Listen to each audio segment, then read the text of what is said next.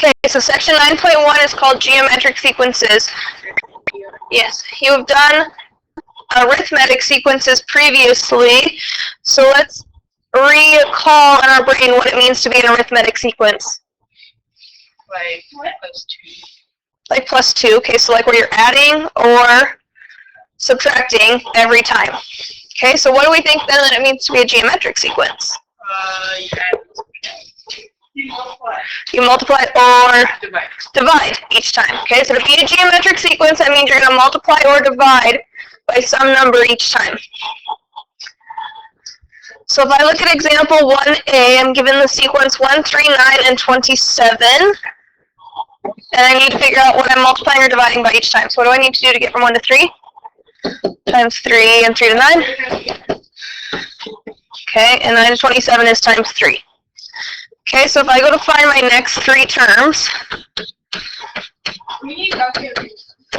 yes, you'll need a calculator for this. It's 81. Okay, so 27 times 3 is 81. What's 81 times 3? 243. And 243 times 3? Very good. So your next 3 terms would be 81, 243, and 729. You know that link on the back of your hand?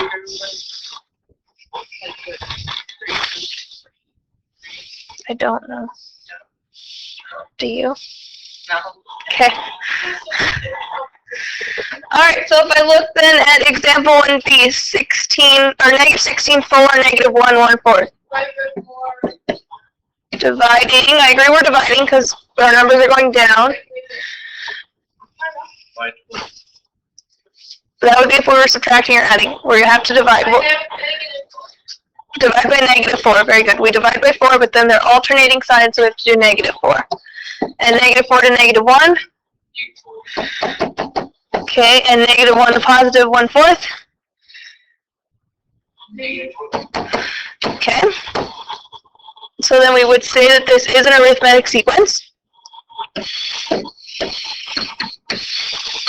So if I want to find my next 3 terms, 1/4 is the same thing as 0.25. So what's 0.25 divided by negative 4? Negative 0.06. Okay, and what's negative 0.0625 divided by negative 4? 0.0156.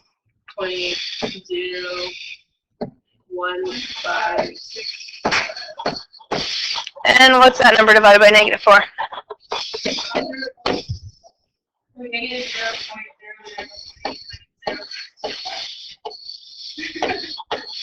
Okay. So those would be my next 3 terms. So whatever number that you're multiplying or dividing by, that's called your common ratio, and we label it R. Okay. In arithmetic sequences, we said we had a common difference, and we labeled it D, but with geometric sequences, you label it R. You have to have this number. Your common ratio? Yes. Okay, so do we want to do one more? No, go on. Okay. Alright, then if I look at the second thing that we're going to do today, we're going to find our nth term. And we had to memorize our nth term formula for arithmetic sequences. So what do you think I'm going to make you do for this nth term formula? Memorize it. Yes, you will have a quiz on Monday, and you'll need to know this.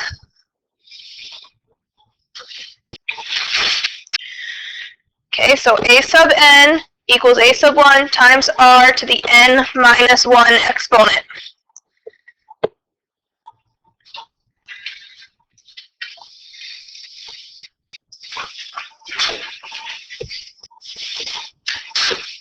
Okay, and so n is what you're looking for, right? So if we're looking for our 18th term, then n would be 18. It's whatever we're looking for.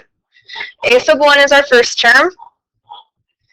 And r is your common ratio, also called your multiplier.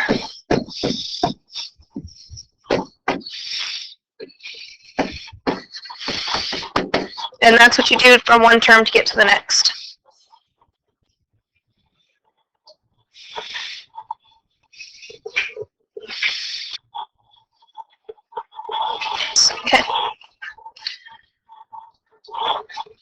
if I look then at example 2a, I'm given my a sub 1, my first term is 128.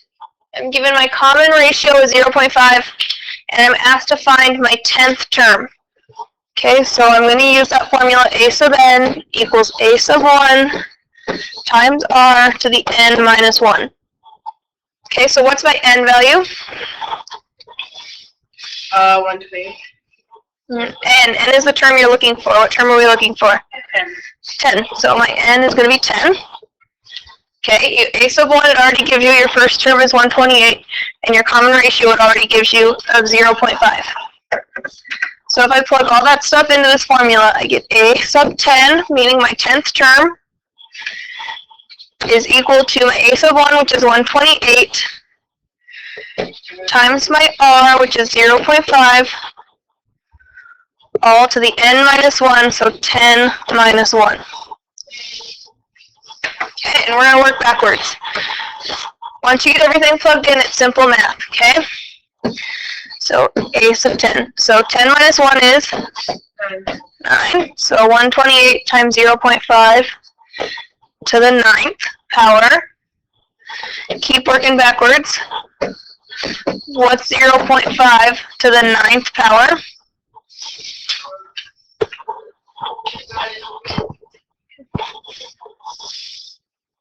Remember to use your little caret key on your calculator.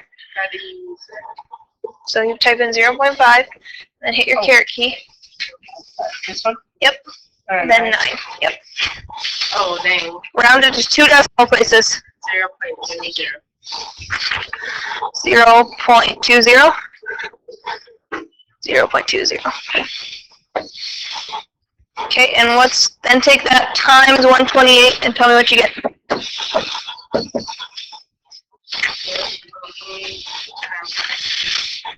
Mm-hmm.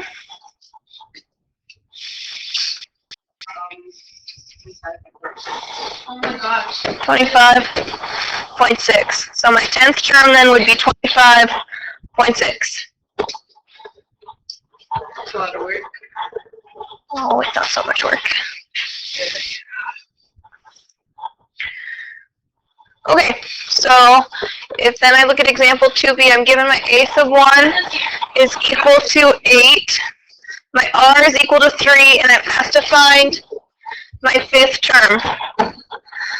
So a sub n equals a sub 1 times r to the n minus 1. So a sub 5, because n is the term we're looking for, so n is 5. Equals 8 times 3. And then 5. Okay? Yep, so we work backwards, so we know that 5 minus 1 is 4.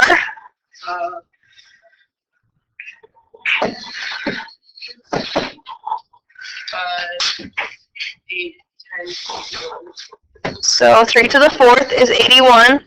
And what's 81 then times 8?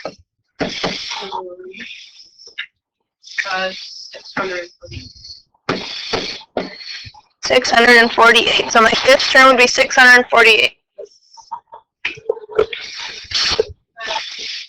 Okay, let's do one more, and then you guys can get started on your assignment. Alright, so I'm given the sequence 8, negative 16, 32, negative 64, and I'm asked to find my 13th term. So a sub n equals a sub 1 times r to the n minus 1. Okay, let's start with n. What's my n? What am I looking for? 13. Okay, what's my a sub 1? What's my first term? 8. And then lastly, my common ratio. How do I find my common ratio? Yep. Okay, so what do I do to get from 8 to negative 16? Times negative 2. So my common ratio is negative 2. So if I plug all of that in, then I get a sub 13. My 13th term is equal to a sub 1, which you guys told me was 8, times my common ratio, which is negative 2. If it's negative, put it in parentheses, to the 13 minus 1. Okay, what's 13 minus 1? 12. So 8 times negative 2 to the 12th. Remember that when you put in your calculator, since it's negative, you have to put it in parentheses.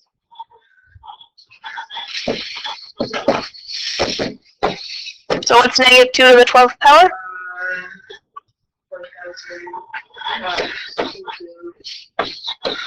4,096. Okay, and what's 8 then times 4,096? 30,000. 760? 68. 68. Okay. So 32,768 would be my 13th term. Okay, you guys should be able to get done with this today in class. 621, 116.